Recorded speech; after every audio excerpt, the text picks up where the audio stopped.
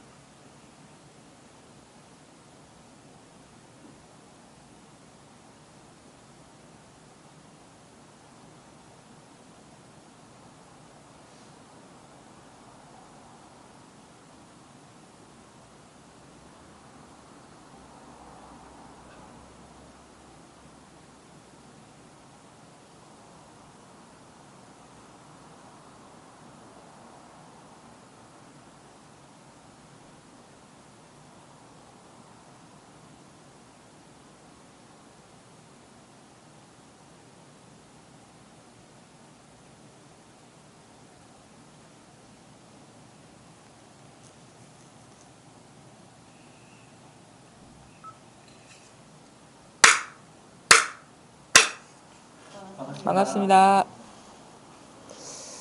네, 서장 213쪽입니다. 45번째 시간입니다.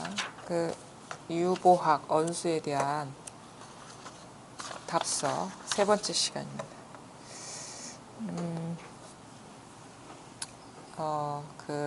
우리가 이제 마음이라고 얘기하는 어떤 것은 아니지만 그것은 늘 우리가 이 속에 있고 이것을 벗어나지 못하거든요. 근데 이제 그거를 어떤 모양으로 이제 추구를 하고 찾으려 하고 알려고 하면은 도무지 이제 잡을 수가 없고 구할 수가 없는데, 그냥 그래서 한 생각 돌이킨다?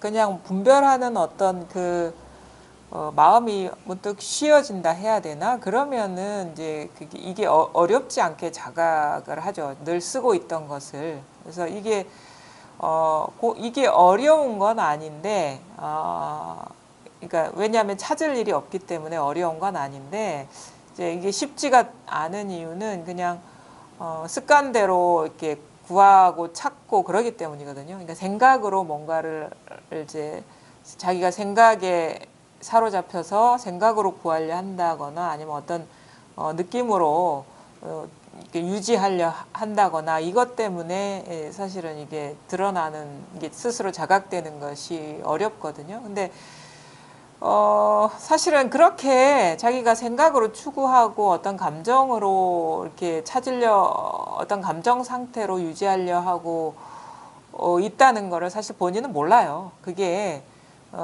분별이고 망상으로 추구하고 있다는 사실을 모르기 때문에 자꾸 그렇게 추구하게 되는 거거든요. 근데 그래서 이제 시간도 필요하고 이제 법문도 이제 잘 들어보셔야 돼요. 근데 법문이라는 것이 분별로 표현될 수밖에 없는 거기 때문에, 또 어떤 분별로 들은 말을 갖고 또 이런 게 법이구나 저런 게 법이구나라고 마음에 담아두면 또 안 돼요. 그러니까 왜냐하면은 이거는 자기가 늘 쓰고 있는 것이지 어떤 말로 표현한다거나 담아낼 수 있는 게 절대 아니거든요. 그러니까 근데 그런 마음을 내려놓고 쉴 수 있으면 오히려 쉬운 거예요. 이거 그냥 있는 거니까. 또 하나는 뭐냐면, 그럴 수도 있어요. 저도 이렇게 이것이 이렇게 자각되고 나서 이렇게 딱 느낀 게 뭐냐면, 이 자리가 낯설지가 절대 않은 거예요. 그러니까 예전에 이게 뭔지 몰라서 그냥 스쳐 지나간, 그러니까 그런 거 있잖아요. 우리 집에 어떤 물건이 있는데 그렇게 뭐 예쁘지도 않고 이렇게 뭐 어떻게 특별한 어떤 용도로 쓰이지도 않은 그냥 물건이 하나 있는데, 그러니까 일상생활에서 그게 딱히 필요한 게 아니니까 오며 가며 그냥 보기는 봤는데, 그게 뭐 크게 뭐 어떤 눈에 보이게 뭐 예쁘다거나 아니면은 뭐 빛나는 것이다라거나 아니면 세속적으로 귀하다거나 그런 게 아니기 때문에 그냥 익숙하긴 해요. 익숙하긴 한데 눈여겨보지 않은 것. 그런 식의 어떤 친근감이 이렇게 딱 느껴지는 거거든요. 그러니까 늘 봐왔던 건데 아니면은 이제 늘 쓰고 있는 건데 그게 중요한지도 모르고 그게 다인 줄도 모를 때는 그냥 언뜻 그냥 스쳐 지나간 듯한. 그래서 이게 딱 드러나면 익숙해요. 이게 낯선 게 절대 아니고 다른 말로 표현하면 오히려 너무 좀 이렇게 흔하다고 해야 되나? 그런 느낌이 딱 들거든요. 그래서 자기도 모르게 이거에 대한 어떤 눈이 열렸을 수도 있어요. 사람마다. 특히나 어린 시절에. 커서는 우리가 너무 삶에 좀 뭐랄까 너무 전투적으로 이렇게 임하잖아요. 무슨 전사들처럼 뭔가 뭐 항상 어떤 승부를 내야 되는 어떤 상황이 있고 뭔가를 뭐 집착적으로 막 얻어야 되고 도달해야 되고 막 이런 어떤 각박한 상태에 빠져 있을 때는 이것을 이제 볼 수 있는 여유가 없었는데 특히나 어린 시절에 어떤 몽상을 한다거나 상상을 한다거나 혼자 있는 시간이 있다거나 아니면 뭐 혼자 산책을 한다거나 이럴 때 언뜻 눈에 보였던 느낌이 드는 그런 어떤 그 생각이 드는 거예요. 나중에 체험하고 나니까. 그러니까 이게 익숙하고 친근한 건데 미처 이것의 진가를 알아보지 못했구나. 눈이 없어가지고. 그렇게 이렇게 나중에 이렇게 보게 되는데 어쨌든 간에 그러니까 또 그런 얘기 하잖아요. 이거는 뭐 그 뭐죠? 그 우리 어록에도 이렇게 나오잖아요. 그 뭐 저 향엄하고 그 스승, 향엄의 스승 위산 사이의 대화를 보면 이제 그 향엄이라는 사람이 상당히 지적 능력이 뛰어나고 경이나 어록을 많이 읽은 사람이라 되게 똑똑한 사람인데 이 한마디 해보라 그러면 들은 말을 하는 거야. 자기 살림살이. 자기 얘기를 하는 게 아니라 어디서 뭐 경전에서 읽은 말이라거나 아니면은 뭐 어록에서 읽었던 그 구조를 얘기하는 거예요. 자기 살림살이가 아니라. 그러니까 이제 그 위산이 그러죠. 네 얘기를 해야지. 네 안에서 나오는 얘기를 해야지. 그거 보고 들은 말 하면은 그건 지식일 뿐이고 그건 자기 살림살이가 아니다. 그러니까 그래서 그거를 얘기해 보라 하니까 도무지 이제 찾을 수가 없어서 그냥 돌아가서 막 경전도 다 뒤져보고 어록도 다 뒤져봐도 거기에 없는 거라. 그래서 이게 이 사람이 안 되겠다. 이제 공부 이제 그만해야 되겠다 해서 그거를 뭐 아무리 찾아봐도 없으니까 이제 다 불을 태워버리는 거예요. 불 태워버리죠. 옆에 있는 사람이 그 책을 왜 태우냐 한 권 달라 해도 이거 내 평생을 공부했는데 여기에는 진짜가 없기 때문에 당신한테 줘가지고 괜히 현혹시킬 수 있다. 그러면서 주지도 않고 다 태워버리고 그냥 이 불법하고 인연이 없다 생각하고 그냥 그 회상을 떠나거든요. 그러다가 이제 향엄사에서 그 돌멩이하고 기와가 부딪히는 그 소리에 문득 깨치고 한 말이 내가 이제 아는 거는 아무 소용이 없구나. 이런 여기서는 진짜 눈송이 같은 일이구나라는 화로에 떨어지는 눈송이와 같은 거라는 그런 식의 자각이 오죠. 그런 개성을 지었는데 그러니까 그때 이제 위산이 뭐라고 질문했냐면 엄마 태에서 나올 때 갖고 나온 그걸 내놔봐라 했거든요. 보고 들은 게 아니라 네가 태어날 때 본래 갖고 있는 거. 태어날 때 갖고 있는 거는 보고 들은 게 아니잖아요. 성장하면서 뭐 우리가 보통 이제 아이들이 이렇게 좀 성장하면서 배우는 거라는 거는 뭐 처음에는 단순하죠. 뭐 호칭부터 배우죠. 뭐 엄마, 뭐 아빠 아니면 자기 이름. 근데 거기에서 출발해서 이제 전 생애를 걸쳐서 막 밖에서 보고 듣고 안 지식을 축적하고 그거를 우리가 진실하다고 여겨서 사는데 그거 배우기 이전에 있는 것. 그러면 뭐 태어난 아이들이 오히려 힌트가 될 수가 있어요. 그런 것들이. 왜냐하면은 애들은 그냥 배고프면 울고 졸리면 자고 만지면 이렇게 뭐 이렇게 간지르면 까르르 웃고 이렇게 또 이렇게 꼬집으면 울고 거기에 있는 거거든요. 도라는 것이. 그거는 너 이렇게 꼬집을 때 너는 울어야 돼. 이렇게 학습한 게 아니에요. 그 다음에 딸랑딸랑, 이게 딸랑딸랑.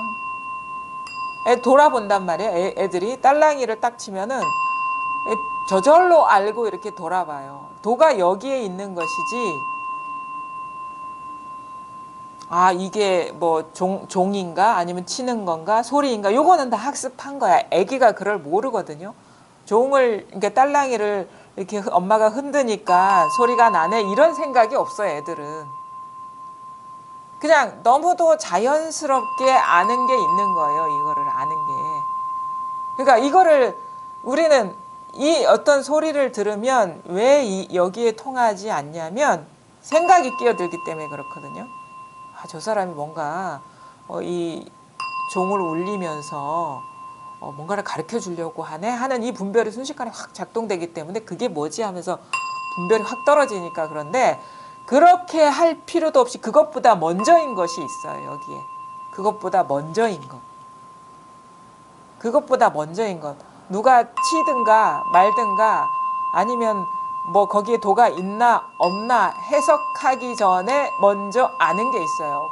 그것이 애들이 딸랑이 소리를 듣고 고개를 돌아보는 소식이거든요.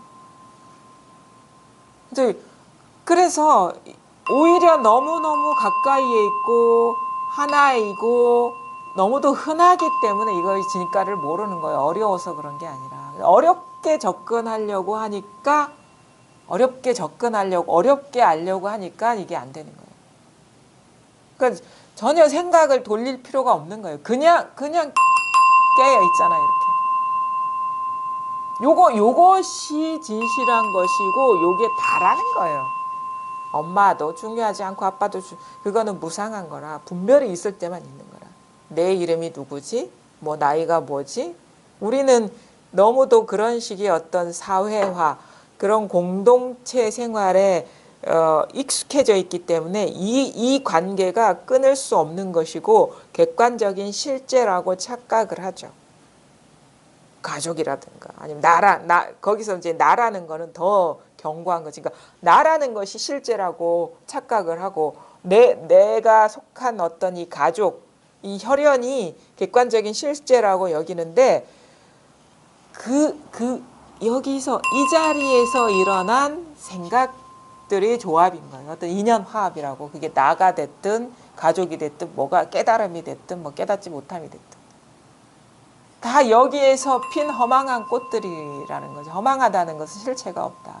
그냥 뭐 그게 조건이 지금 그래서 이런 식으로 경험되는 것일 뿐이고 드러나고 있을 뿐이지 실체가 없는 거라는 거. 실체는 뭐냐? 진짜는 그래서 뭐라고 이름 붙일 수는 없어요. 분별이 안 돼요. 분별조차 여기서 일어나는 거거든요. 근데 그것이 있어. 그러니까 이걸 알 수는 없어요. 안다는 거 우리가 이게 이런 식의 이제 얘기를 하시는 분들이 있어요. 이게 뭔지는 와닿는데 도저히 알 수가 없다 이렇게 얘기해요. 도저히 알 수가 없는 거 그분은 아주 바른 말을 하고 계시는 거예요. 이건 도저히 알 수가 없는 거예요. 그래서 근데 그분의 실수는 뭐냐면 알 수가 없다는 그것을 받아들이는 게 아니라 알아야 되는데 알 수 없다 이 답답함에 빠져 있는 거죠. 그러니까 그 사람은 알아야 된다는 의식에 갇혀 있기 때문에 답답함으로 다가오고 알 수가 없는 일이구나라고 하면 아무 일이 없는 거예요. 있기는 있는데 원래 알 수 없는 일이구나. 그러니까 이제 어떻게 보면은 부처와 중생의 차이는 이거죠. 알 수 있는 일이 아니구나. 그냥 이것인데 도저히 알 수 있는 일이 아니구나라는 깨달음이 왔느냐? 이게 알아야 되는데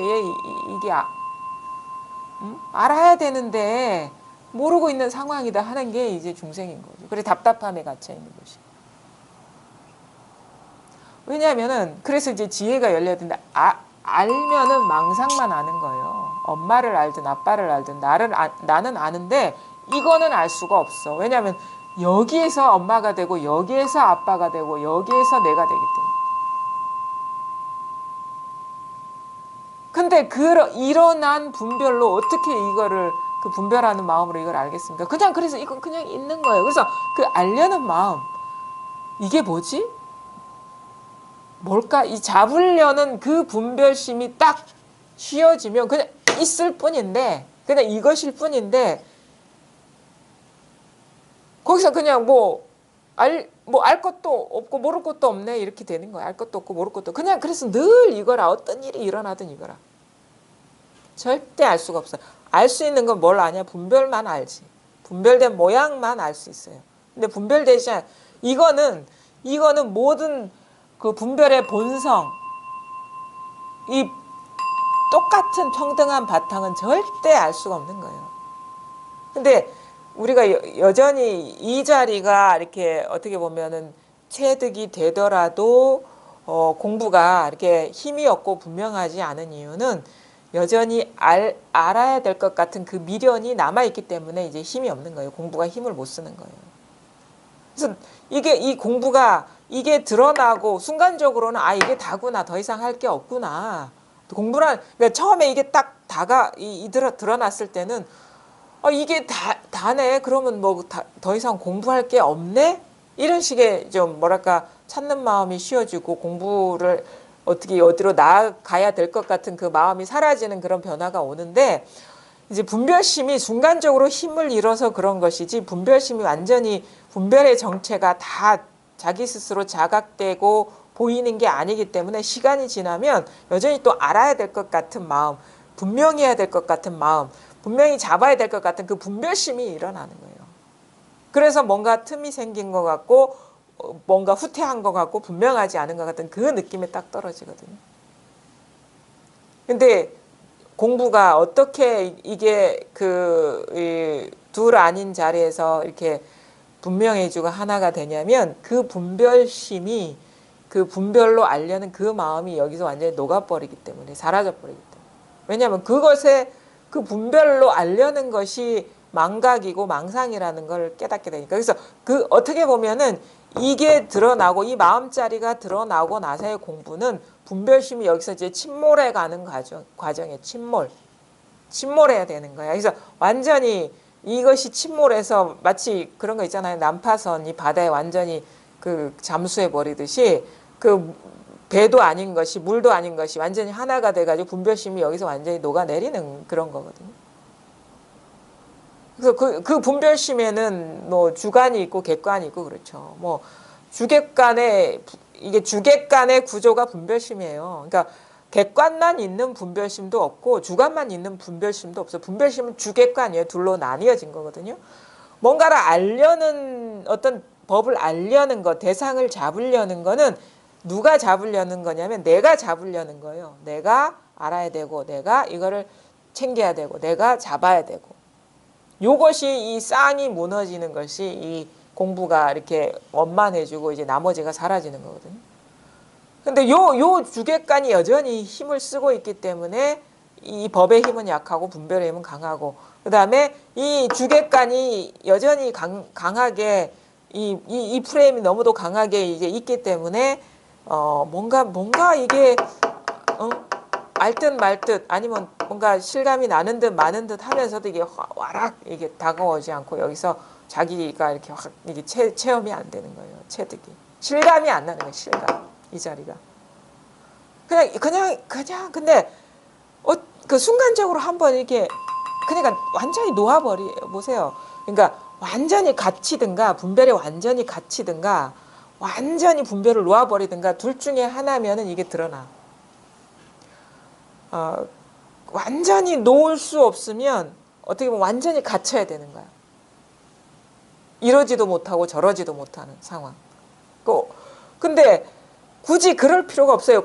왜냐하면 갇혀야지, 오도 가도 못하는 상황에 갇혀야지 이게 드러나는, 꼭 그래야 된다는 그런 그 길만 있는 게 아니거든요.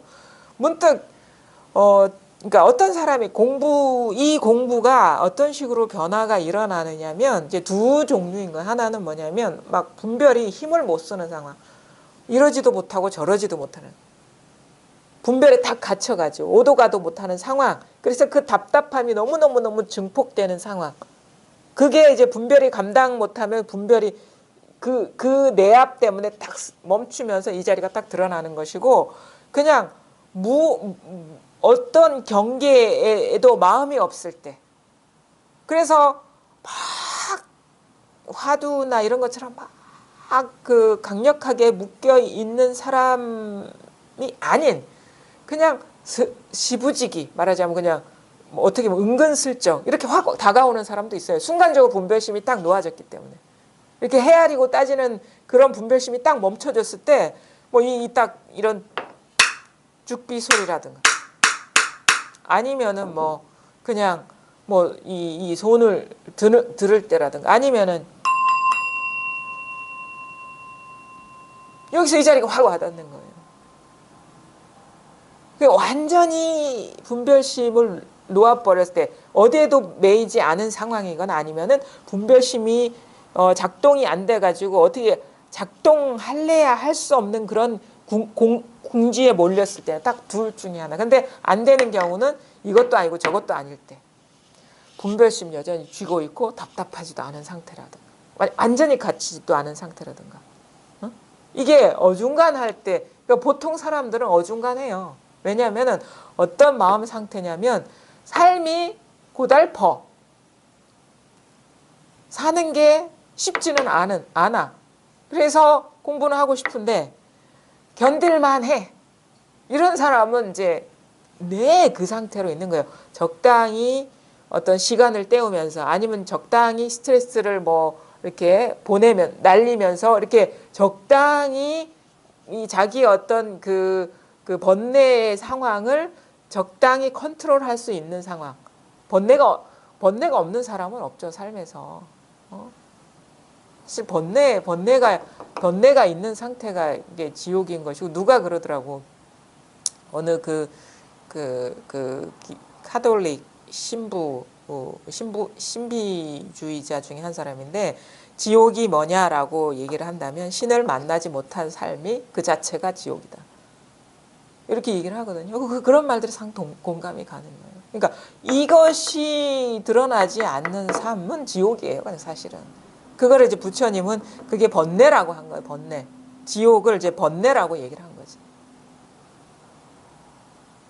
그 사성제에 나오잖아, 고진멸도. 이게 번뇌가 사라지지 않고 집착이 사라지지 않은 그 삶이 바로 그 지옥이고, 그게 구속이고, 그런 거거든요. 그래서 그 모든 것에서 자유로운 자기 본성을 자각한 어느 어떤 모양이나 삶에도 묶이지 않는 그런 자리가 드러난 사람, 그 해탈인 것이고, 그게 바로 천국이지, 따로 천국이 있는 게 아닌 거죠. 그래서 그런 말들이 상당히 설득력이 있고 확 와닿아요. 이 신을 만나지 못한 삶이 그게 지옥인 것이지 딴 게 지옥이 아니다.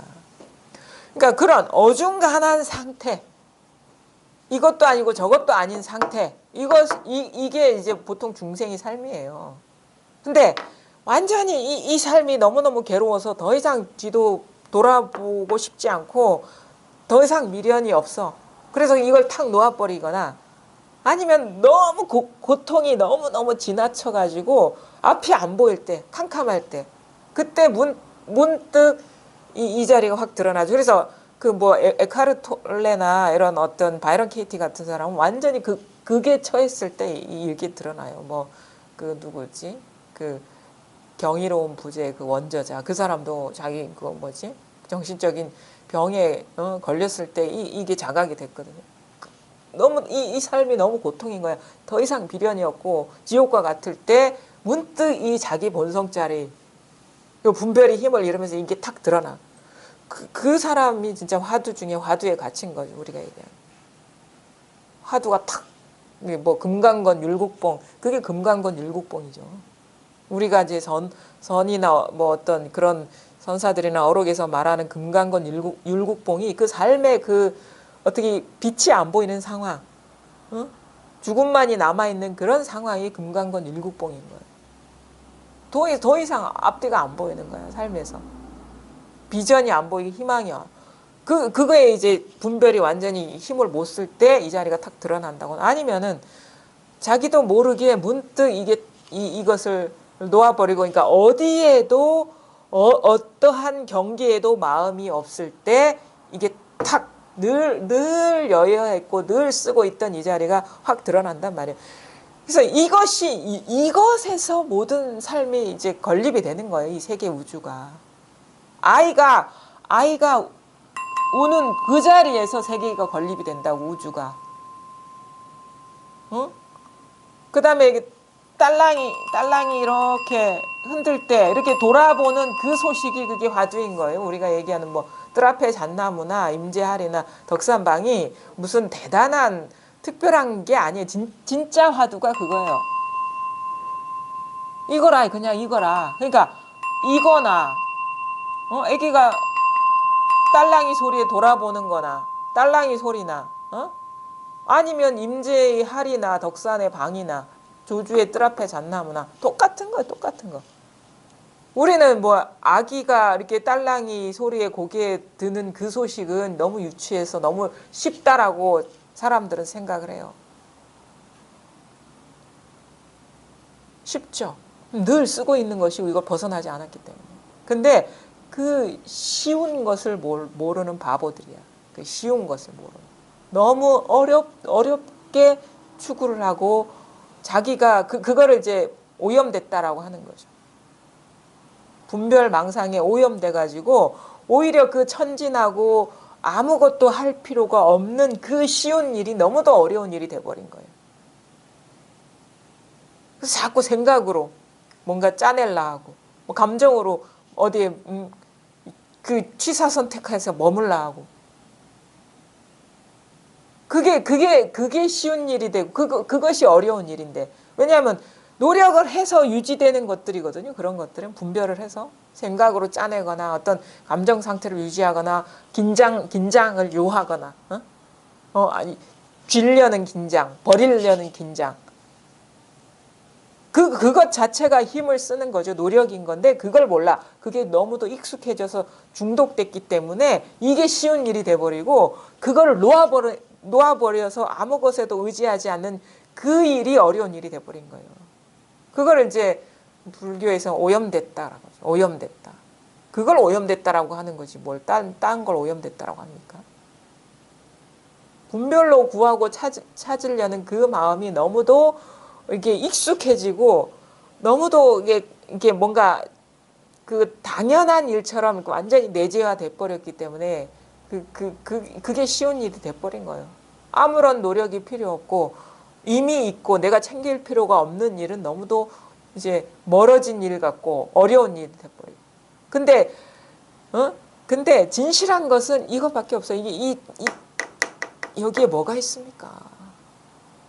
뭐라고 할 게 아무것도 없어요. 여기. 뭐라고 할 게 아무것도 없는데 여기서 뭐라는 말이 다 나오고 있어요. 모든 모양이 여기서 다 나오고 있다. 근데 거기서 나온 모양은 그냥 인연이 그래서 그렇게 나오는 거지 실체가 있는 게 아닌 거예요. 인연이 그래서 지금 이렇게 어떤 뭐 꽃으로 아니면 죽비로 아니면은 뭐 이렇게 종소리로 이 앞에 있는 어떤 노란 모가로 이렇게 나오는 것이 이렇게 움직임으로 나오는 것이고 이렇게 소리로 나오는 것이지 이것의 본바탕은 텅 비었는데 깨어 있어요. 온갖 게 다 나오니까. 여기 요거 눈앞에 것만 나옵니까? 과거도 여기서 나오고 미래도 여기서 나오고 온 우주가 다 여기서 나오고.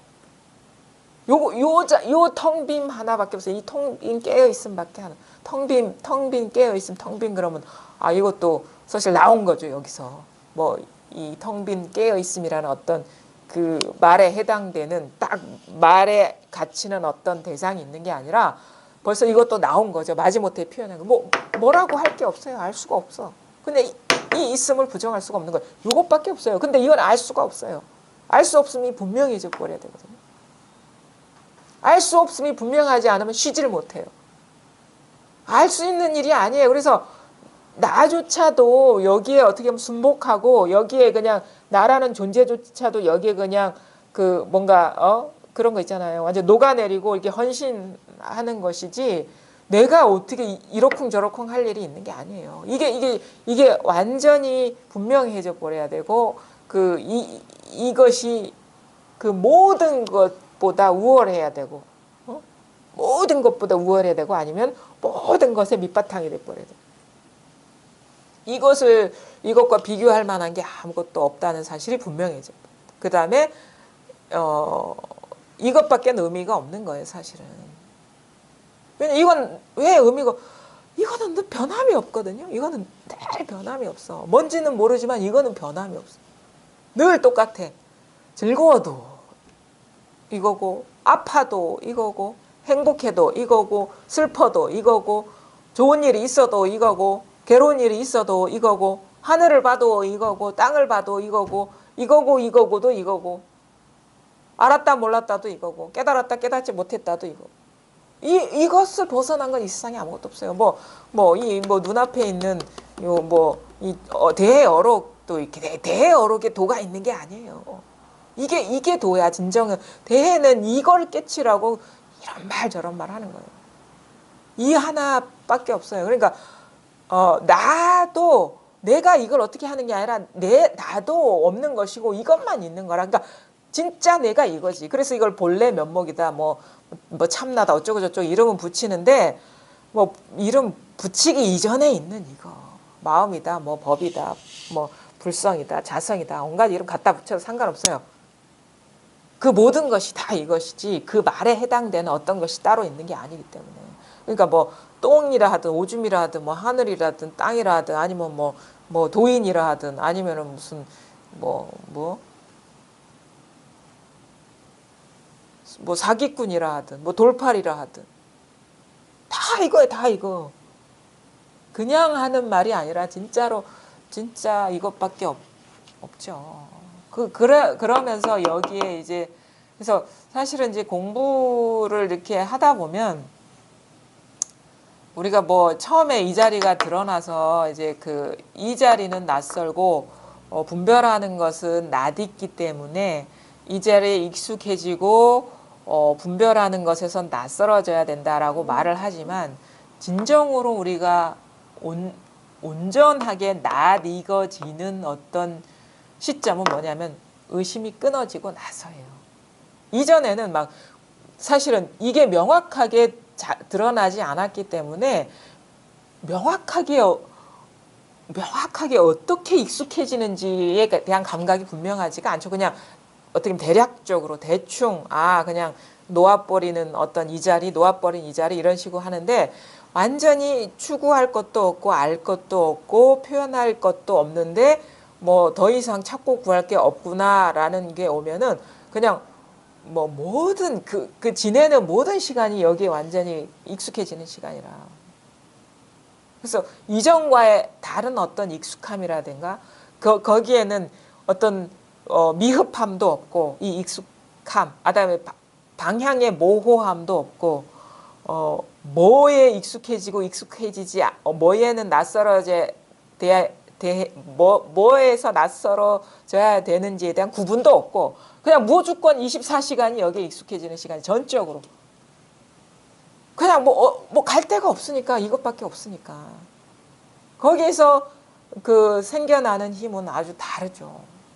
늘 분명하고 늘 다른 일이 없고 뭔 일이 일어나도 이게 맞나 틀리냐가 없고 뭔 일이 일어나도 끄달리는 건가 끄달리지 않는 건가 이런 분별도 없고 그 불순물이 제거된 상태의 익숙함이랄까요? 그게 익숙해지는 거예요. 그러고 나서 뭐 10년, 20년 사실 그렇게 해야 돼요. 왜냐하면은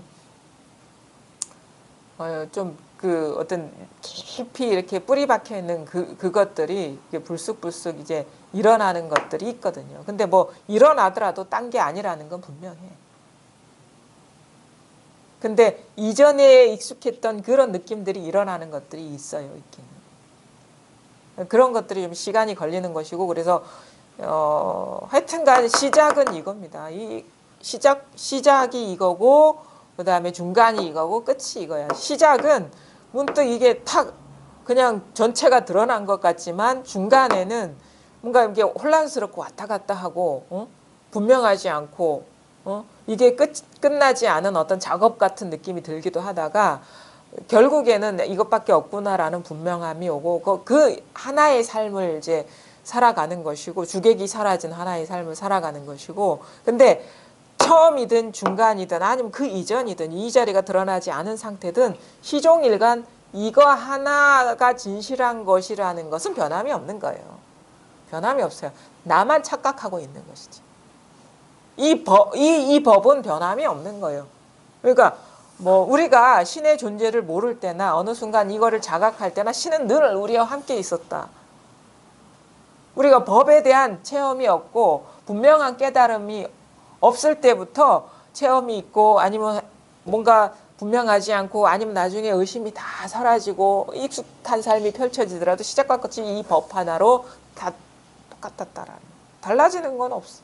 달라지는 일은 없어. 망상만 달라지고 망상 경계만 달라지는 거지. 요 하나가 분명해지는 일이고 이것이 나라는 것이 온전히 여기에 녹아내리는 공부죠. 우리가 왜 초가 이렇게 뭘 타면은 초의 형체가 다 사라져 버리잖아요. 녹아내린다는 것은. 그 형체가 있는 거는 존재감이거든요. 이것이 따로 있고 저것이 따로 있는 존재감. 근데 초가 녹아버리면 형태가 없어지잖아요. 흐물흐물해지고. 어디까지가 이 길쭉한 모양이고 동그란 모양 이런 게 없잖아요. 하나의 초일 뿐이고. 물도 마찬가지죠. 어떤 물에 그래서 담겼을 때는 이런 동그란 물의 모양 아니면 네모난 물의 모양이 있지만 그 틀을 치워버리면은 그냥 형체가 없잖아요. 더 하나의 물일 뿐이지. 그런 식으로 어떻게 보면 용해된다 해야 되나? 하나가 된다 해야 되나? 우리 이전에 나왔죠. 거위왕이 그 임재어록인가?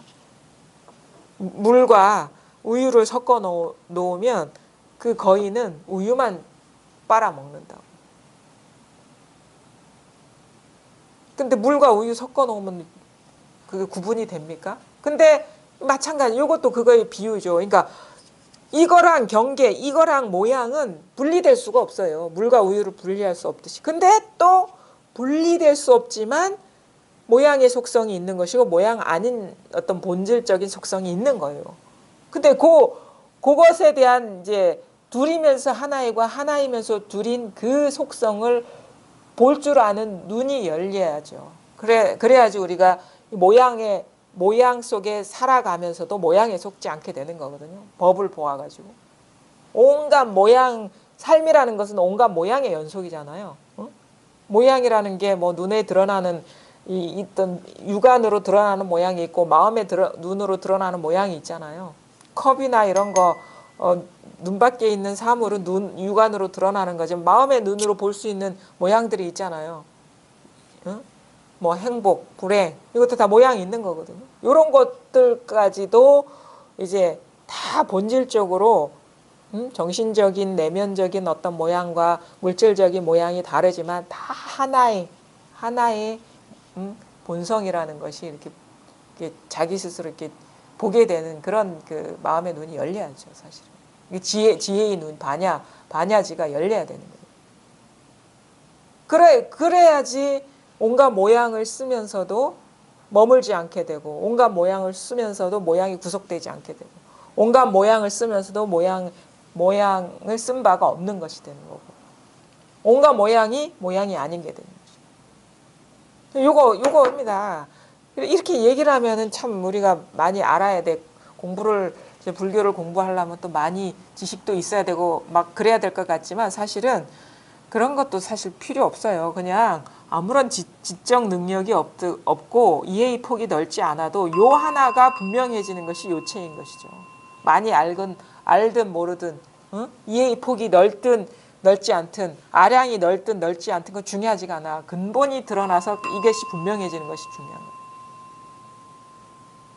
많이 알면 아는 대로 다른 일이었고 몰라도 모르는 대로 다른 일이었고 물론 지적인 범위나 사고의 범위나 활동의 범위는 다르겠죠. 많이 알고 있고 뭐 그 알의 폭이 좁은 사람은 적게 쓸 것이고 많은 사람은 많이 쓰겠죠.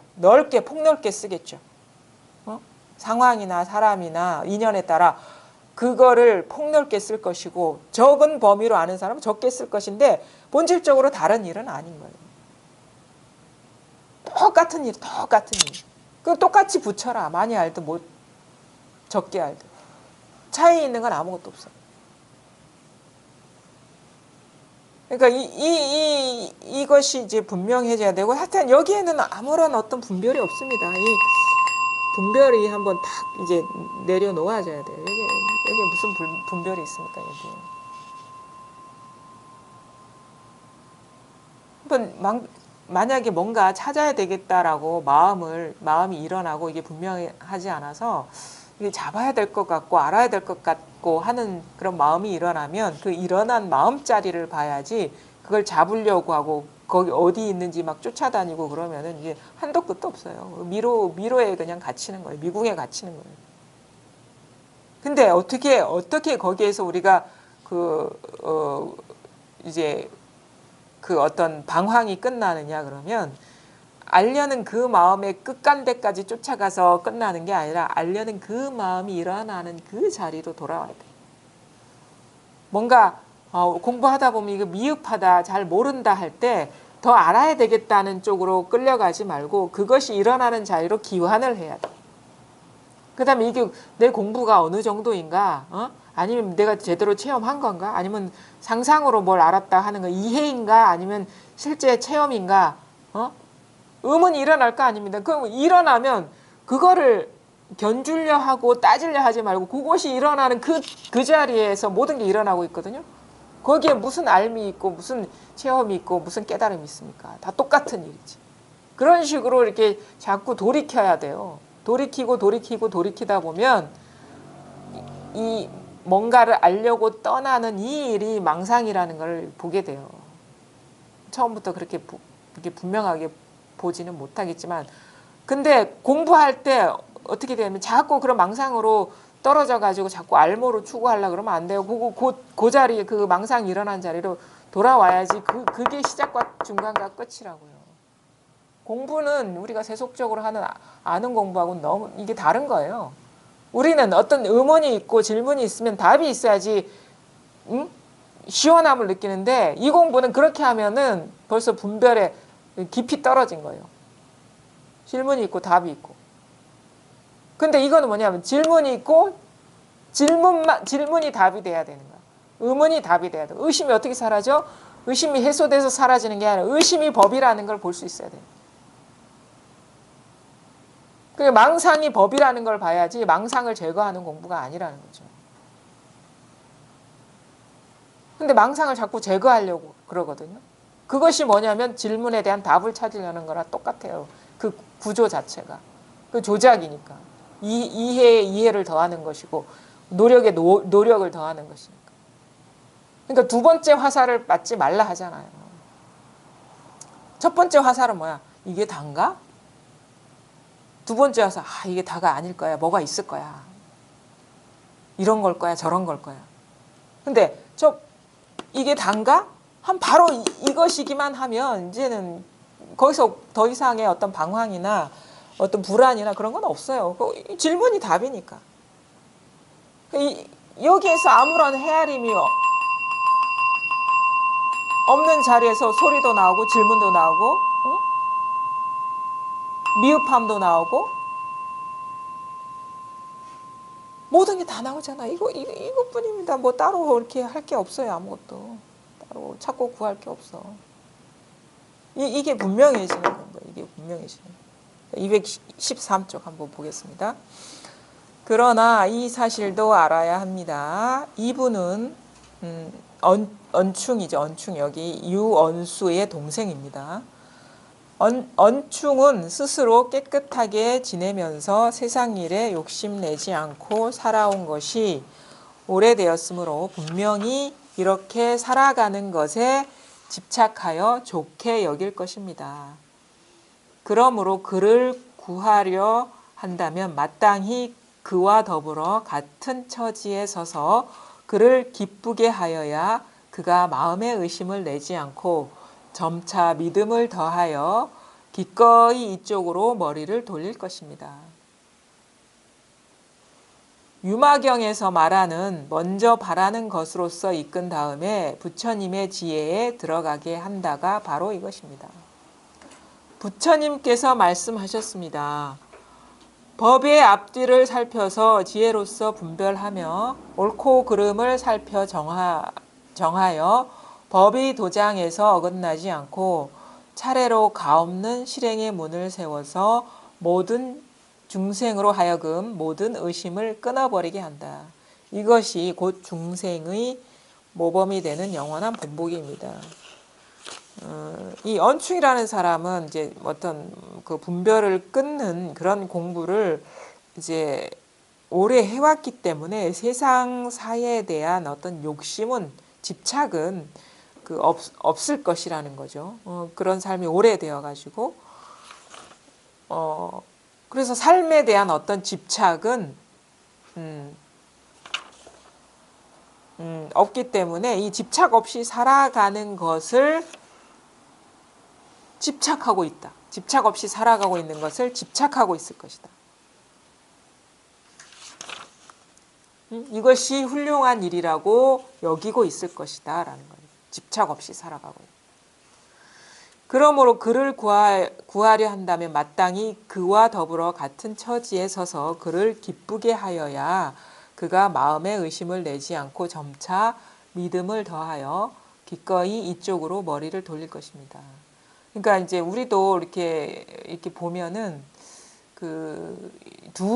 이런 식의 깨끗한 공부 있죠. 이렇게 집착을 끊고 망상을 끊는 공부를 하시는 분들이 두 부류가 있어요. 두 부류가 있는 게 하나는 뭐냐면 이 끊는 일 자체가 뭔가 한계가 있다. 이 공부에 회의를 느끼는 사람. 오랫동안 이 공부를 하면서 도를 구해왔지만 이런 식으로는 되지 않는다라는 이 한계를 느낀 사람이 있는 반면에 이것이 최고의 공부다라고 여기는 사람이 딱 두 부류가 있어요. 근데 이 공부가 한계가 있고 이게 유의 조작하는 공부라는 거, 망상을 끊고 더러운 것을 없애서 깨끗하게 만드는 이것이 한계가 있고 이분법이다라고 깨달은 사람은 이 길로 들어오기가 쉬워요. 그 사람의 어떤 처지로 이렇게 가지 않고 그냥 이 법을 이렇게 인도하는 것이 쉬워요. 수월해요. 근데 이것만이 옳은 법이고 이렇게 깨끗하게 하고 망상을 제거하는 식으로 공부를 해야 되는 것이 바른 길이고 수승한 길이다. 이 집착을 놓지 못하는 사람은 말하자면 이것에 대한 어떤 집착이 너무 강하기 때문에 말을 듣지를 못해요. 받아들이질 못하고 오히려 그렇게 닦는 공부가 아니고 제거하는 공부가 아니고 끊는 공부가 아니다 그러면 네 공부가 잘못됐고 그게 마구니 공부다라고 외도다라고 이렇게 비판적으로 얘기하거든요. 받아들이지를 못하는 거예요. 왜냐하면 자기 분별 집착에 이게 사로잡혀 있기 때문에 딴 게 보이지가 않는 거예요. 이게 이 한계를 못 느끼는 거예요. 그러니까 더군다나 이런 수행을 하면서 오랫동안 어떻게 보면 이 끊는 힘이 탁월하고 거기서 특별한 경계를 본다거나 남들이 경험하지 못하는 그 경계를 본 사람이라면 더 그 집착에서 놓여나기가 어렵거든요. 그런 사람을 어떻게 구제해야 되는지를 이제 대스님이 이렇게 방법을 제시하는 게 동사섭이라 하죠. 그 사람, 동사섭, 그 사람이 근기에 맞게 그 사람의 어떤 추구하는 바를 같이 그 자리에서 추구하면서 일깨워주는 공부. 그 유마경인가 그런 게 있어요. 만약에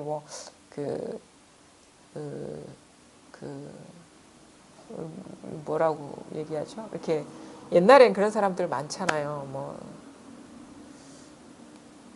몸 파는 그런 사람들을 구제하려면 어떻게 거기 가야 된다 그래. 유마경이도 그렇게 얘기를 하는 거예요. 그런 식으로 이제 그런 마음으로 중생을 구제할 수 있는 보살이어야 한다. 이렇게 표현을 하거든요. 그 사람의 처지에서 그 사람의 삶을 공감하면서 공유하면서 그 사람을 그 굴레에서 벗어나게 해야지 그 처지를 공감하지 않고 밖에서 너 그거 잘못됐어 그러면 이 사람 반발한다는 거지. 그러니까 이 언충을 구제할 때는 이 언수라는 사람한테 당신도 그 사람처럼 같이 수행하고 그런 식으로 공부를 같이 하면서 거기에 물드는 게 아니라 이것이 자각되면 물들 수가 없어요. 그것이 잘못된 한계가 있고 조작이라는 것을 일깨워줘야 된다. 그래서 같이 어떻게 보면 진흙탕에 이렇게 뒹굴면서 그 사람을 그 진흙구덩이에서 빠져나올 수 있게 해줘야지, 자기는 깨끗하고 이 사람은 거기 그 부류에 있는데 곧 잘못됐고 더러우니까 나와 이렇게 하면은 이 사람은 못 알아듣는다. 그게 이제 동사석이라는 거죠. 그러니까 그를 기쁘게 해야지. 같이 공감하면서 아 이렇게 하니까 이런 면도 있고 저런 면도 있구나 공유하면서, 그것이 방편이고 거기에 그냥 같이 머물러 있는 게 아니라 같이 놀면서 거기서 데리고 나와야 된다. 빠져나오게 해야 된다. 그게 잘못됐다는 걸 깨달을 수 있게 해줘야 된다. 근데 저는 그 대해 스님이나 예. 특히 임재 스님 그 기록에 보면은 그렇게 장시간 고생해가지고 이렇게 깨달았다는 게 별로 없는 것 같아요. 여기 대해 스님은 이제 세 번 이렇게 해가지고 10년 예. 말씀하시는 이렇게 임재 스님은 그 각색을 해서 그런지 이게 아 거의 그런 건 없죠. 그래서 사실은 우리가 어록이나 뭐 그런 그 전동록이나 이렇게 전해지는데 보면은 이 대해 스님처럼 자기의 어떤 그 체험을 구체적으로 이렇게 표현한 데가 없어요. 물론 이제 어떤 체험의 깨달음의 순간이나 뭐 동산양계 같은 경우도 있고 설봉의종 같은 경우도 어떤 체험, 공부가 분명해지는 어떤 체험들은 전등록이나 이런 데 나와 있는 데가 있거든요. 모든 스님이 나와 있는 건 아니지만 우리가 육조도 나와 있죠. 그 어떤 나무 팔러 갔다가 체험했고 한 번 나왔고 그 다음에 오조 홍인한테 가서 금강경을 이제 밤에 몰래 이렇게 설법을 듣다가 깨달은 2개가 나와 있고, 마조도 또 하나 나와 있죠. 남악회양 사이에 이렇게 벽돌 가는 데서 나와 있고. 근데 그런 것들이 이제 나와 있는데 한 번 정도는 나와 있죠. 근데 이제 뭔가 이렇게 대회처럼 뭐 첫 번째 이 사람은 거의 일대기가 다 나와 있어요. 출가하고부터. 왜냐하면 이 사람이 말하자면 이제 글을 쓸 줄 아는 사람이고 이 서장은 자기가 직접 쓴 거거든요. 그러니까 자기 내면에 있는 거를 자기가 써야지 또 구체적이고 또 어떻게 보면 자세하게 표현할 수 있는데, 임재나 뭐 황벽이나 이런 것들은 그 사람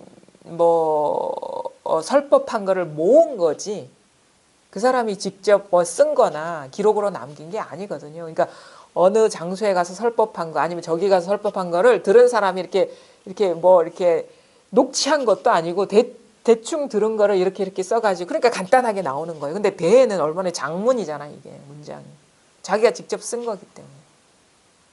그때 임재 선사님 저 스님만 해도 그런 식으로 30대를 3번 맞고 이렇게 팍 깨고. 그러니까 우리는 그것만 보면은 공부가 다 그런 식으로 분명해지는 줄 아는데 사실은 그렇지 않죠. 그 직접 공부를 해보면 알아요. 이게 그렇게 한 번에 이게 분명해지는 게 아니구나라는 거를 알죠. 근데 자기가 공부하기 전에는 다 그런 임재선사처럼 그 세방망이 맞고 다 끝나는 줄 알거든요. 안 그래요, 사실은. 우리 화두만 해도 체험의 순간에 엄청나게 큰 어떤 그 체험의 경계를 같이 경험하는데, 처음 화두해서 뭔가 그 경허의 제자 첫 번째 제자가 누구죠? 무슨 월자는 수월인가? 수월, 보월 뭐 막 있잖아요. 그 스님이 이렇게 깨달아가지고 무문관처럼 한 일주일인가 어느 그 문박 출입 다 끊고 안에서 그 화두 창구만 한 거예요. 그러다가 갑자기 문을 팍 박차고 나와가지고 깨쳤다고 큰 소리 펑 치는 장면이 있어요. 그때 경화 스님은 그냥 놔둬요. 근데 거기서 끝난 게 아니에요. 나중에 그 곶감을 먹다가 잘 봐라. 이렇게 감을 먹으면 감 안에 씨가 있잖아. 그러면 이 감이 이 씨,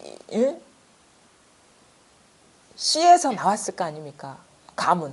씨를 심으면 그게 싹이 트고 나무가 돼서 거기에서 열매가 맺혀서 감이 될 거 아닙니까? 근데 그런 씨가 있는 감은 그렇게 나온다고 치자. 그럼 씨 없는, 먹다가 보니까 씨가 없어. 이 씨 없는 곶감은 어디서 나왔냐? 거기서 탁 막힌 거예요.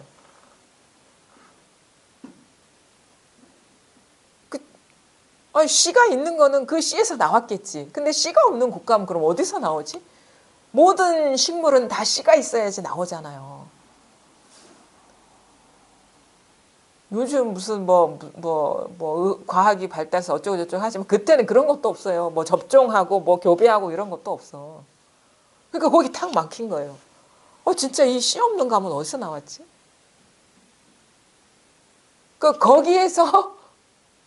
거기에서 꽉 막혔다가 체험 안 한 바가 아닌데 거기서 또 꽉 막힌 거야. 거기서 이게 딱 분명히 그 사람 거기서 분명히 지는 어떤 전환 용어에 거기서 탁 막혀가지고 그러는 거 보면은 현실적으로 그래서 우리 화두할 때도 무슨 한소식 했다, 학철되어 했다 이런 식의 얘기하는 이유들이 다 그런 거죠. 근데 그게 이제 사람의 어떤 그 공부의 여정을 자세하게 기록한 게 없기 때문에 그냥 부분 남아있기 때문에 한 번 체험이 영원한 체험처럼 이렇게 남아있는데 그렇지 않아요. 공부를 해보면.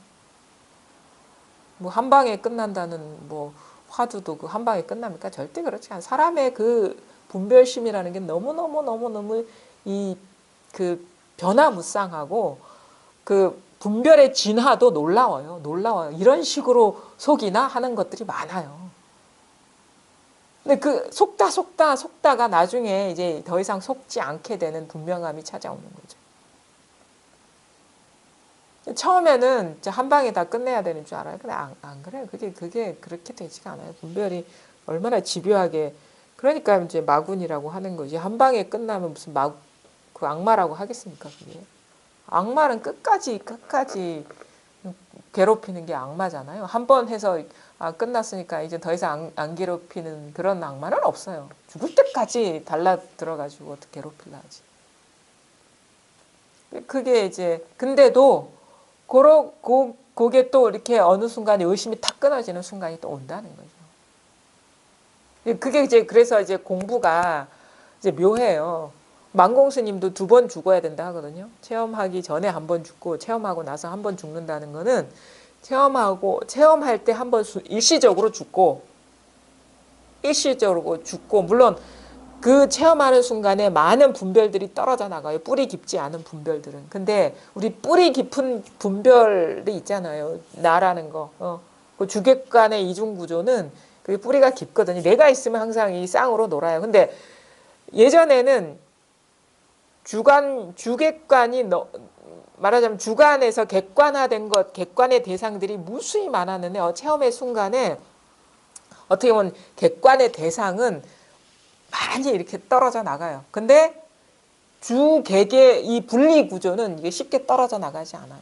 나라는 게 그렇게 쉽게 떨어져 나가지 않거든요. 그래서 나중에 분명해진다는 것은 주객관 이 구조 자체가 무너지는 거예요. 처음에는 어떤 객관의 어떤 양이나 그 덜 사로잡혀 있는 그런 대상들이 쑥 떨어져 나가요. 의미 없는 것들, 크게 집착하지 않는 것들. 근데 공부가 분명해진다 하는 거는 이 기본적으로 분별의 프레임이 이제 들통이 나는 거야. 뭔가 알만하고 얘기할 만하고 뭔가 말할 만하고 이 뻥끗 할 만한 게 있으면 아니면은 김이라도 보이면 이게 다 분별 경계고 허망한 거라는 이 분별의 정체가 확 드러나 버리죠. 분별의 구조가 보이는 거죠. 그러니까 이제 분별에 안 속게 되는 거예요. 분별을 쓰면서. 근데 법이 보이는 게 아니라 분별이 보이는 거지. 분별의 구조가 보이는 거죠. 분별의 어떤 그 정체를 알게 되는 거죠. 그러면서 이제 안 속게 되는 거예요.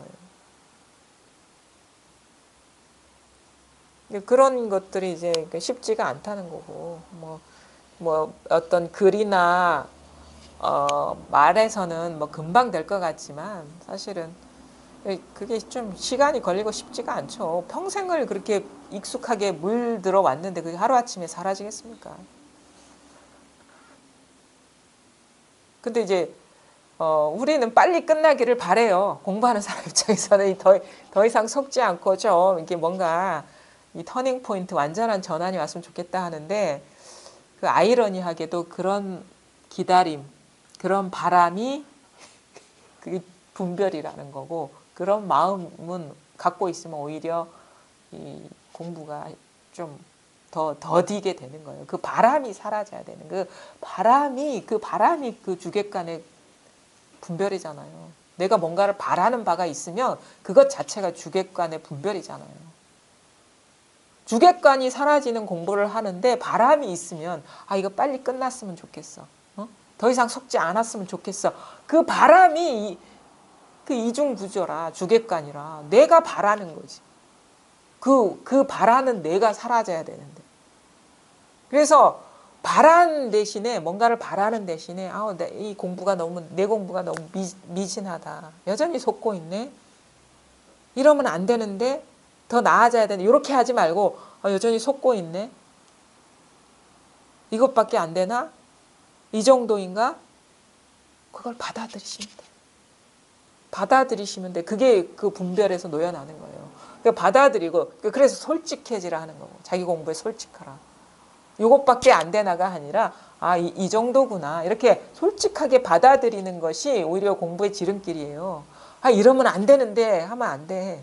수용해야 되는 거예요. 수용하다 보면 이 수용이 끝나지 않을 것 같은 느낌이 드는데 그러니까 진정으로 공부하는 사람의 마음 자세는 이 부족함, 이 미진함 이것이 죽을 때까지 항상 이런 식으로 받아들임이 끝나지 않겠구나. 그런데 이게 공부라면은 그 죽을 때까지 하지 뭐.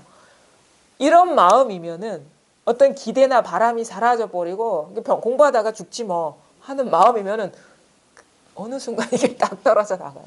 근데 이러면 안 되는데. 공부한 사람이 왜 이렇게 행동하지? 왜 이렇게 분별이 더 많지? 이러면 안 되는데 자꾸 그거를 인정하지 않고 부정하려 하면은 그것 자체가 내가 바라는 바이고 나가 강하다는 거거든요. 그러면은 이제 공부가 이제 끝날 날이 없는 거죠. 끝남을 바라지 않을 때 빨리 끝나는 것이고 빨리 끝나기를 바라면 그게 영원히 멀어진다는 거예요. 그래서 바람이 사라져야 돼요. 왜? 바라는 거는 내가 바라는 거기 때문에. 바라는 바가 없어야 되는 거예요. 그게 이제 실질적으로 이 자리가 드러나고 나서의 공부하는 사람의 어떤 마음 자세죠. 바라는 바가 없어요. 바라지 말아야 돼요. 공부에 대한 것도 바라지 말아야 돼요. 삶에 대한 것도 바라는 진짜 공부를 할 의향이 있다면 바라지 않으면 어떻게 살아가게 됩니까? 이렇게 질문할 수가 있어요. 뭔가 욕심을 내고 그래야지 잘 사는 거 아닙니까? 하는데 그거는 뭐냐면 여전히 내가 세상의 주인으로서 살아왔다는 그 의식이 강하기 때문에 그런 거예요. 근데 그 바라는 바 없이 이렇게 그런 마음으로 살면 점점 내가 살아왔던 게 아니구나. 왜? 내가 바라지 않아도 잘 돌아가고 있네. 될 일은 되고 안 될 일은 안 된다는 게 그 증명이 되기 때문에 그러는 거거든요. 그러면서 나의 어떤 허구성, 실체가 없음을 빨리빨리 이렇게 보게 되는 거죠. 바라지 않는다고 해서 못 사는 게 절대 아니에요. 왜냐하면 내가 주동적으로 살아온 게 아니었다는 걸 알게 되니까. 본래 내가 주동적으로 살아온 게 아닌데 내가 자꾸 바라면서 살면은 그 사실을 눈치챌 기회가 사라지는 거예요. 그런 것도 참 공부하면서 재밌거든. 저도 그런 심정이었어요.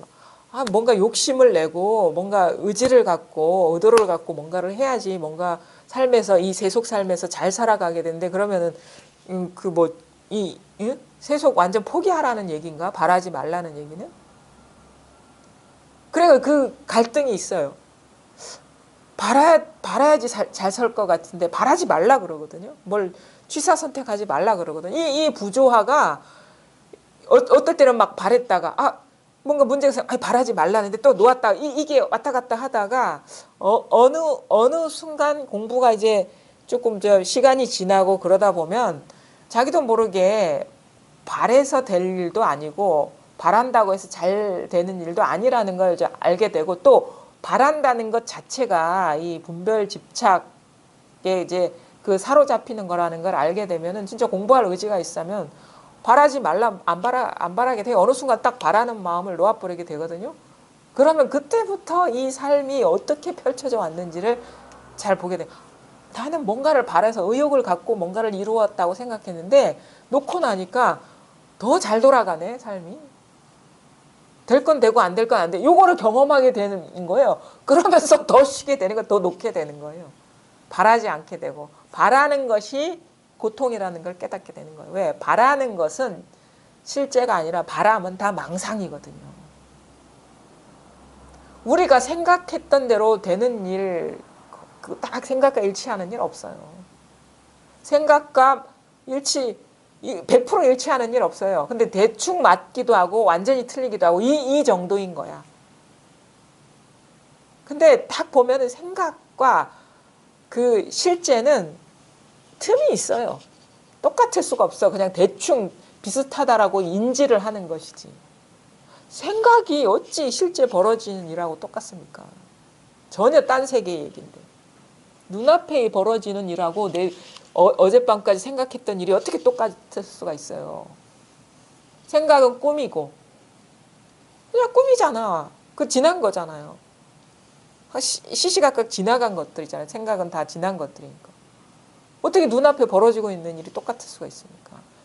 이것도 지나보니까 아, 내가 생각했던 거랑 비슷하구나 이렇게 정리를 해버리는 거지. 공부를 하다 보면 그런 식의 어떤 그 자기 경험을 통해서 점점점 취하지 않게 되고 내려놓게 되고 그렇게 돼요. 또 이렇게 공부가 이렇게 시간이 지나면서 이렇게 흘러가다 보면 저절로 공부도 저절로 굴러가는 맛이 있어요. 근데 그거를 이제 그 기회를 줘야 돼. 공부가 저절로 굴러갈 수 있게 조건을 만들어줘야지. 여전히 내가 조작해서 어떻게 나서서 뭐 하려 그러면 그런 식으로 저절로 돌아가겠습니까? 공부가 지 스스로 성숙할 수 있게끔 기회를 만들어줘야지. 그러니까 내가 놓아버리고 개입을 놓아버리고 바라는 바를 놓아버리고 취사 선택하는 걸 놓아버려야죠. 그러니까 사실은 취할 것도 없고 버릴 것도 없어요. 취할래야 뭘 취하겠어요. 다 실체가 없는 건데. 버릴래야 뭘 버리겠어요. 왜? 다 마음 하나로 진실한 건데 뭘 버리겠어요. 취하려는 대상은 다 무상한 것이고 버리려는데 버릴 게 아무것도 없는 거야. 다 진실한 마음일 뿐인데 그것이. 그러니까 취할 것도 없고 버릴 것도 없고 그런 거죠. 자, 마땅히 그와 더불어 같은 처지에 서서 그를 기쁘게 하여야 그가 마음에 의심을 내지 않고 점차 믿음을 더하여 기꺼이 이쪽으로 머리를 돌릴 것입니다. 유마경에서 말하는 먼저 바라는 것으로서 이끈 다음에 부처님의 지혜에 들어가게 한다가 바로 이것입니다. 유마경에 나오는 구절인데 그러니까 만약에 뭐 이쪽 길로 이끌려는 어떤 사람이 있다면 그 사람이 바라는 것을 행해주고 그 다음에 이쪽 부처님의 지혜로 들어가게 해야 된다. 이 말이 그 동사섭이라는 거예요. 앞에서 얘기하는. 부처님께서 말씀하셨습니다. 법의 앞뒤를 살펴서 지혜로서 분별하며 옳고 그름을 살펴 정하여 법의 도장에서 어긋나지 않고 차례로 가없는 실행의 문을 세워서 모든 중생으로 하여금 모든 의심을 끊어버리게 한다.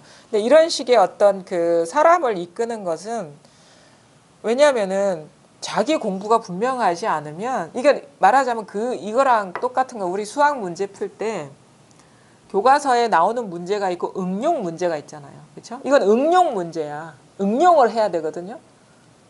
그 법칙을 통달하지 않으면 그걸 어떻게 응용하겠습니까? 그렇죠? 상황에 맞게 응용하는 거거든요.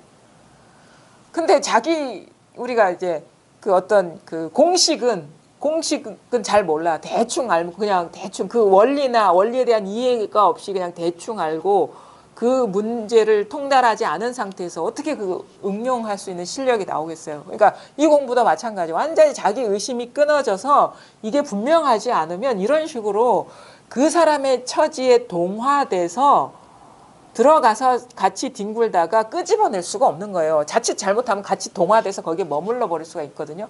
공부가 이 법이 뭔지 분명하지가 않으면. 그러니까 이렇게 할 수 있는 사람은 이게 뭔지가 요체가 분명하게 드러나야지 가능해요. 그러니까 아무나 할 수 있는 것도 아니에요, 사실은.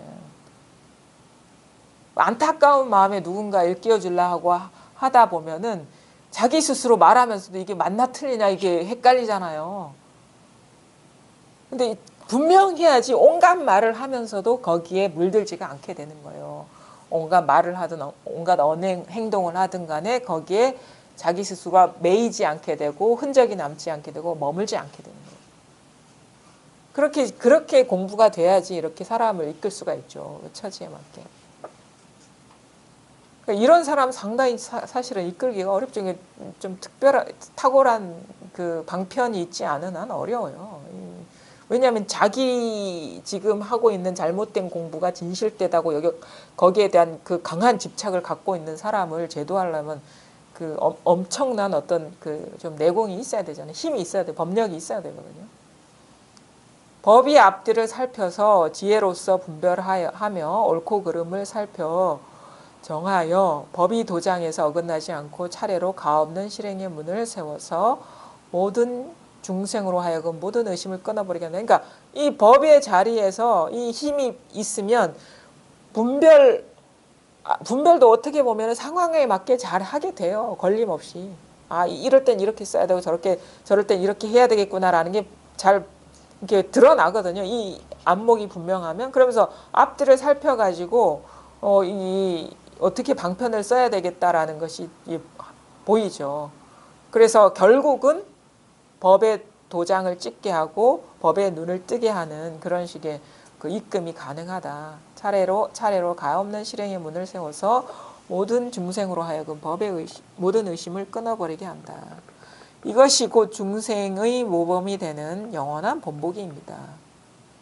사람을 구제할 때는 이렇게 할 수 있어야 된다. 이렇게 얘기하는 거고 언수한테 언충을 그렇게 인도하라고 부탁을 하는 거죠.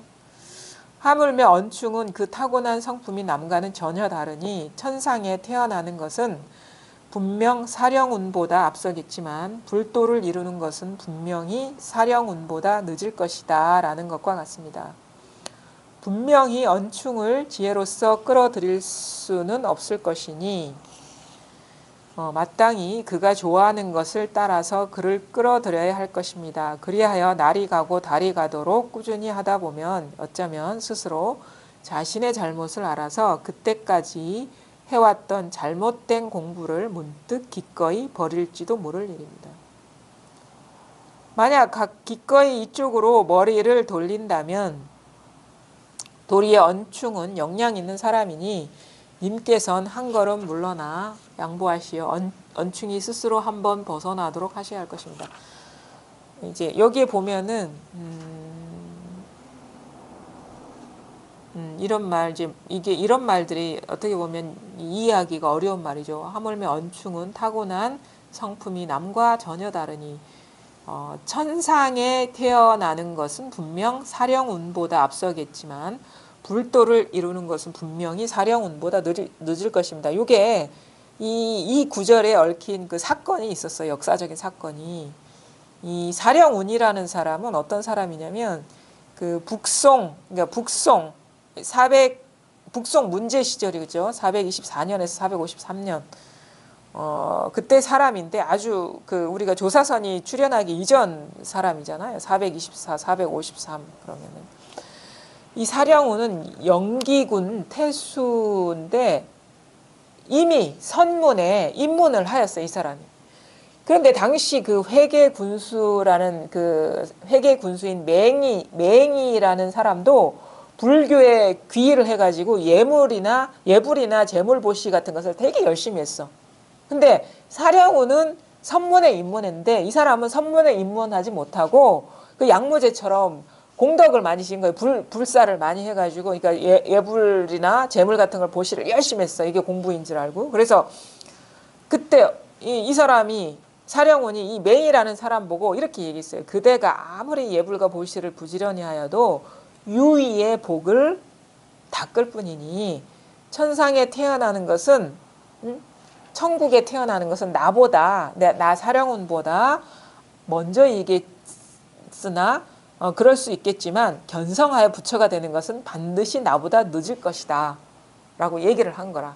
뭐 이 사람도 이 맹의를 생각해서 이런 말을 했을 수 있겠죠. 뭐 자기를 과시하려고 하는 것보다 뭐 견성을 했다는 사람이 막 자기를 내세워서 막 하지는 않겠거든요. 근데 너무 노골적으로 얘기한 거야. 그러니까 듣는 사람의 기분 나쁜 거야, 이게.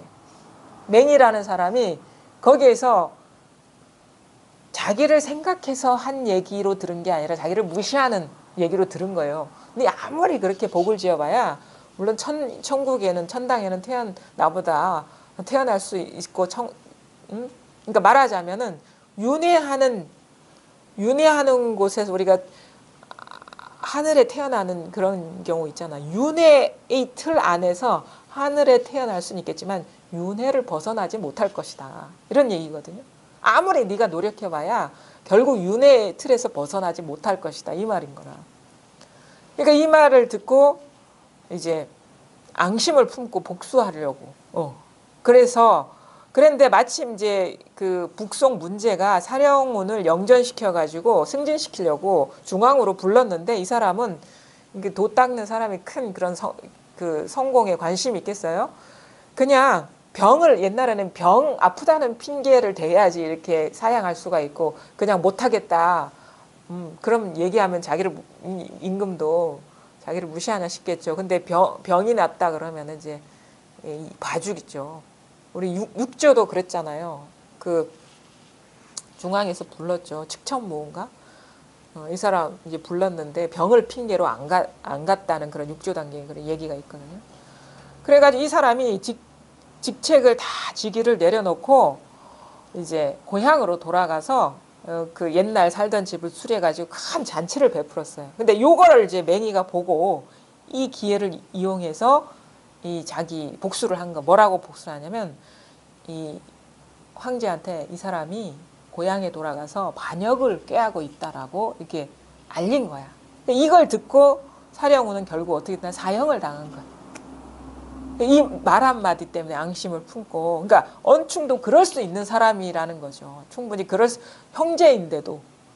그러니까 언충이라는 사람이 대단한 사람인 게 뭐냐면 언충이 주자 있죠. 주자학.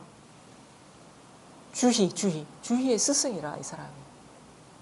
주희의 스승인 사람이거든. 그러니까 엄청나게 유학도 이렇게 밝은 사람이고, 그 다음에 이 사람이 당시에 북조선을 이제 공부를 했다. 그러니까 불교하고 유학에 어떻게 보면 나름대로 깊은 사람인 거예요. 그래서 그 밑에서 주희가 공부해가지고 어떻게 보면은 유교가 어떤 생활 우리가 분별 세계의 어떤 생활 예의 수준에 머물렀던 유학을 어떻게 보면 깊이 있는 심층적인 어떤 철학적인 그 깊이까지 끌어들일 수 있는 게 이 사람이 언충의 영향을 받아서 불교의 영향을 받아서 그런 거거든요.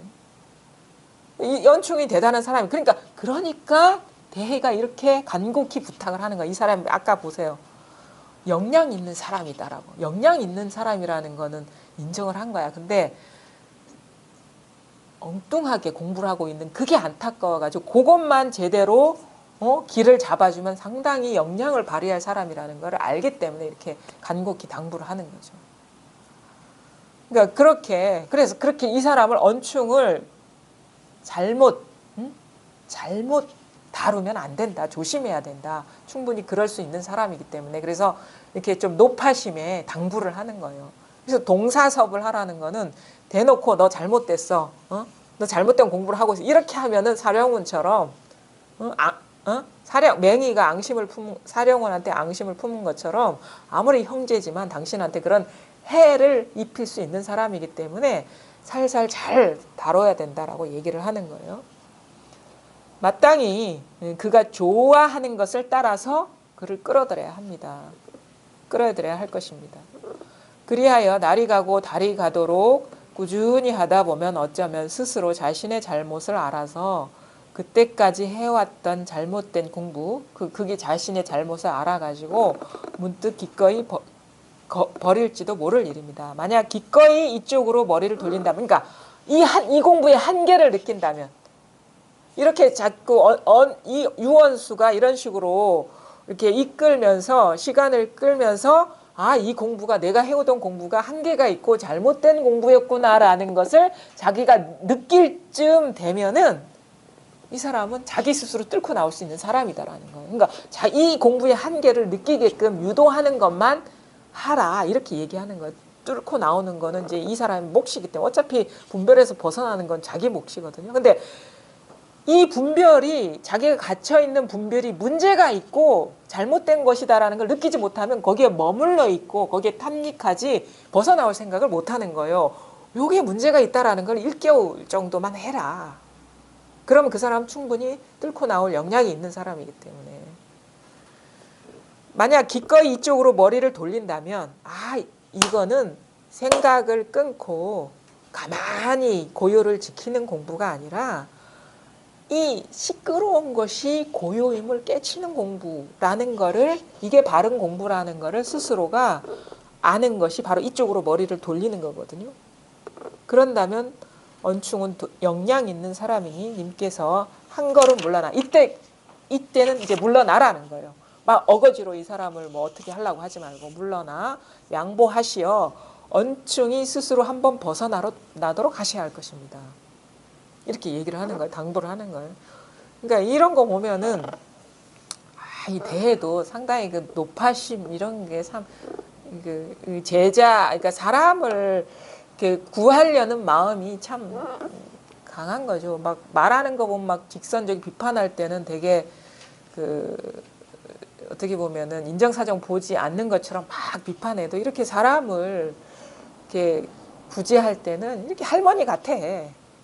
조심스럽잖아요, 이렇게. 그래서 노파심이 있어요. 근데 그럴 수밖에 없어요. 이상하게 그렇게 돼. 처음에는 이게 뭣도 모를 때는 그냥 막 대놓고 막 뭐라 하는데 이제 공부 이런 모임을 갖고 사람을 많이 만나게 되다 보면 사람에 따라서 그렇게 해야 되지 모든 사람한테 그렇게 하면 안 되는 거구나라는 거를 이제, 왜냐하면은 막 그런 식으로 이제 그러니까 유연하게 이렇게 방편도 펴야지 너무 뻣뻣하게 이렇게 방편을 하면은, 그러니까 임재처럼 근기 있는 사람이야 두드려 맞고 거기에 버티지, 그렇게 말도 안 하고 두드려 맞기만 하면 이 사람은 복수심을 가질 수도 있는 것이고 원한을 가질 수도 있는 것이, 그래서 사람에 맞게 해야 되는 거고, 아마 그 황벽이 때린 것도, 임재를 때린 것도 무턱대고 때리진 않았을 거예요. 진존숙이라는 그 수자가 황벽한테 이 사람은 근기가 되는 사람이니까 한번 읽혀주십시오. 아마 거기서 힌트를 줬을 거예요. 그냥 대놓고 그냥 무작정, 황벽도 무작정 때리지 않았다는 걸 아는 게 뭐냐면 배휴하고 대화할 때 보십시오. 완능록이나 전신보보 보면 그 노파선이야. 그것도 막 너무도 자상하게 막 풀어서 얘기해요. 전신보보는 그러니까 전신보보를 말하는 그 황벽이 임재를 아무런 말 없이 때렸다는 그것이 이게 매치가 안 돼요. 똑같은 사람이라는 게 이해가 안 돼. 전신보변은 얼마나 그 설명적으로 얘기를 하거든요. 완능록도 마찬가지고.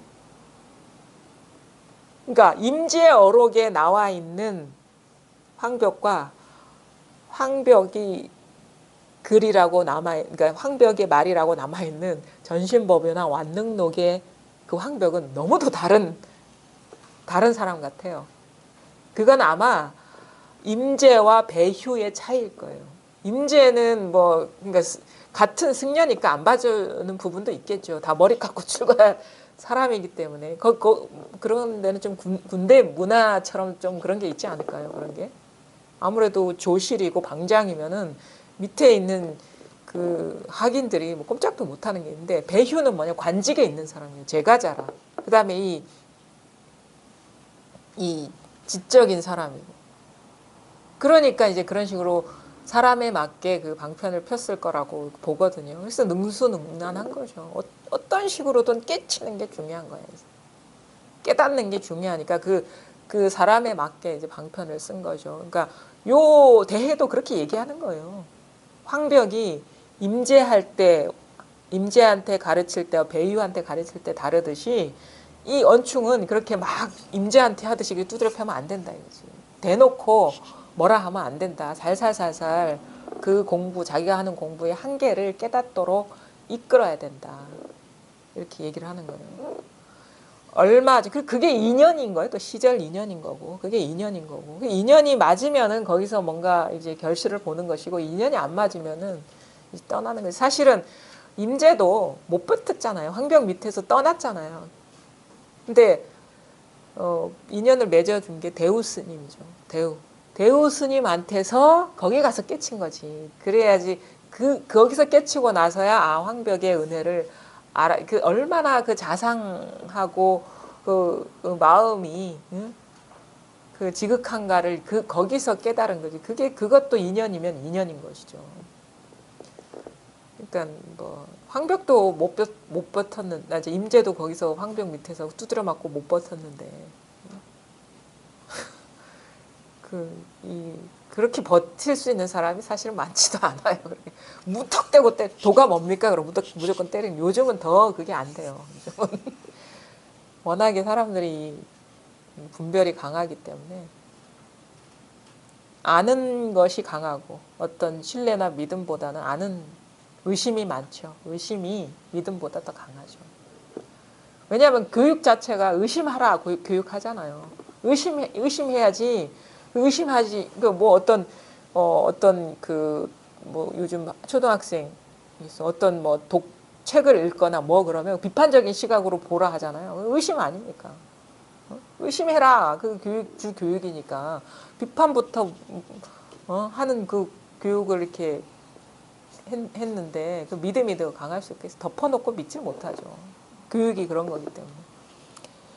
얼마 전 위수자가 돌아올 때 언충이 자암 노인에게 보낸 답장 하나를 베껴서 가지고 왔기에 제가 기꺼이 한번 읽어보고는 여러 나를 찬탄하고 즐거워했으니 바로 멋진 한 무리의 문장이 또한 한편의 대의처럼 보였기 때문입니다.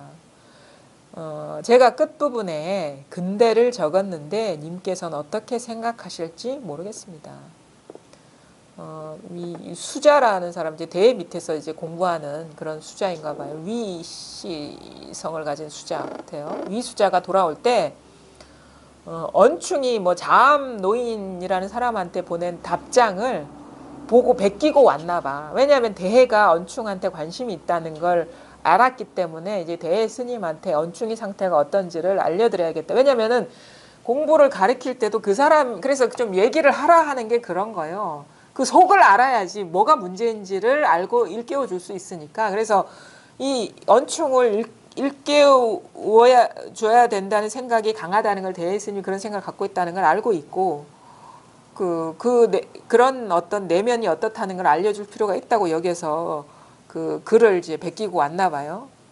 제가 기꺼이 한번 읽어보고는 여러 나를 찬탄하고 즐거워했으니 바로 멋진 한 무리의 문장이 또한 한편의 대의처럼 보였기 때문입니다.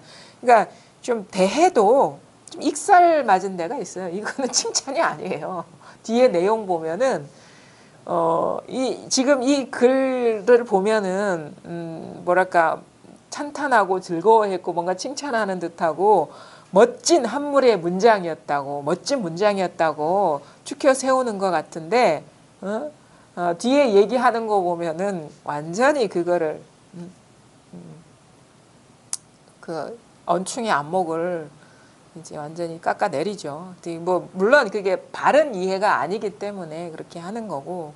근데 앞에 이 내용을 보면은 뭐 언충이 뭐 대단한 뭐 표현을 했나, 뭐 안목이 있는 말을 했나 하는데 이 앞에서의 말하고도 문맥이 안 맞죠. 이런 것들은.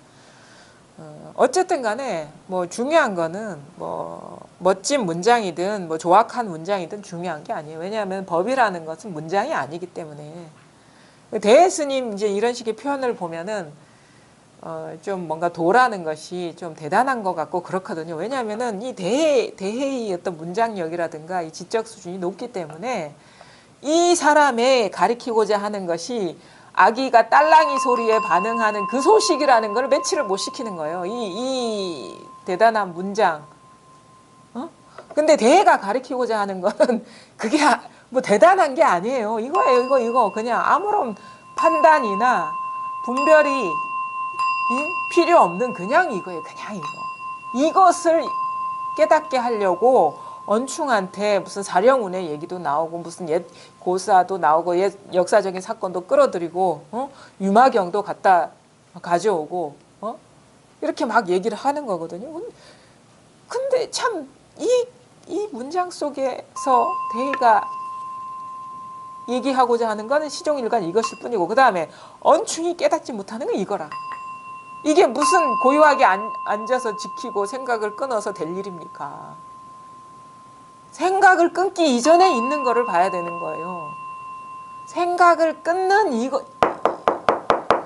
생각을 끊는 것이 바로 이거고 이것은 끊으나 끊지 않으나 늘 똑같은 거예요. 달라지는 게 없어. 그리고 요런 거 이 대해의 편지도 여기서는 의미가 없어요. 물론 이런 거를 보면서 내 공부에 어떤 그 막혀 있는 부분이나 내가 미처 인지하지 못했던 자각하지 못했던 것이 드러날 수는 있어. 이런 식의 다양한 접근을 통해서 우리가 보고 들은 말에 많이 막혀 있거든요. 특히나 이제 공부하면서 들은 어떤 설법이라든가 아니면 읽은 책이라든가 그런 것에서 막혀 있는 게 많기 때문에 이런 식의 그 방편들이 그것을 환기시켜주고 이것도 망상이구나라는 걸 일깨워주는 역할을 해요. 어록이. 자기도 모르게 갇혀있는 분별을 이렇게 보게 하는 그런 역할을 하고 거기서 이게 벗어나게 하는 역할을 하는데 결국은 뭐가 분명해지는 거냐? 이 자리 하나뿐이다라는 게 분명해지는 거예요. 이게 분명해지려면 분별, 자기도 모르게 새어나가는 분별, 습관적으로 사로잡히는 분별에서 눈을 떠야 될 것이고 그 분별이 사라지면 이게 분명해지는 거예요. 이게 같이 돌아가요. 분별이 많을수록, 분별하는 마음이 강할수록, 분별하는 것들이 많을수록 이게 약하고 흐릿할 것이고 이게 강하면 강하고 이 힘이 강하면 강하고 이게 안목이 밝으면 밝을수록 뭔가 처음에는 아련하고 뭔가 이렇게 아무것도 아닌 것 같다가 점점 뭔가 시야가 넓어지고 이 법이 어떻게 보면은 더 힘을 얻고 확장되면 될수록 분별은 그만큼 사라지는 거예요. 이게 반비례해요. 반비례. 왜? 분별이 이걸 가리는 것이고 분별이 사라진 만큼 이게 드러나는 것이고 힘을 얻는 것이기 때문에. 그러니까 이런 말을 통해서 이 속에 법이 있다라는 것을 보는 게 아니라 내가 이런 분별에 사로잡혀 있었구나. 이런 착각에 머물러 있었구나. 이것을 환기시키는, 그러니까 파사하는 역할을 해주는 거, 파사. 그 정도로 쓰는, 어떻게 보면은 이제 우리가 이 책을 보는 이유도 그런 거거든요. 근데 법은 뭐냐? 이것뿐이라. 바른 법은 이것뿐이라는 거. 이것이라는 거. 이게 다라는 게 이 책 속에 있지 않다는 거. 책을 보기 이전에 이미 있는 이것이라는 거. 이 살림살이가 나를 구원해 주지 책 속에 있는 것이 구원해 주질 않아요. 절대. 그리고 진정한 구원이라는 것은 우리가 뭡니까? 우리가 이 현상계를 떠나서 살지 않잖아요. 진정한 구원이라는 것은 이 현상계를, 우리의 생각을 끊는다는 건 이 현상계를 제거하는 거랑 똑같은 거거든요. 자, 보세요. 만약에 이 눈앞에 있는 이 모가가 나를 너무 괴롭게 해. 우리가 생각에 괴로운 거랑 똑같은 거예요. 그러니까 나 이거 보기 싫으니까 이거 치워야 되겠어. 이 생각이 일어나면 나를 괴롭히니까. 생각을 치우고 끊는 거는 이거를 눈에 안 보이는 쪽으로 치우는 거랑 똑같아.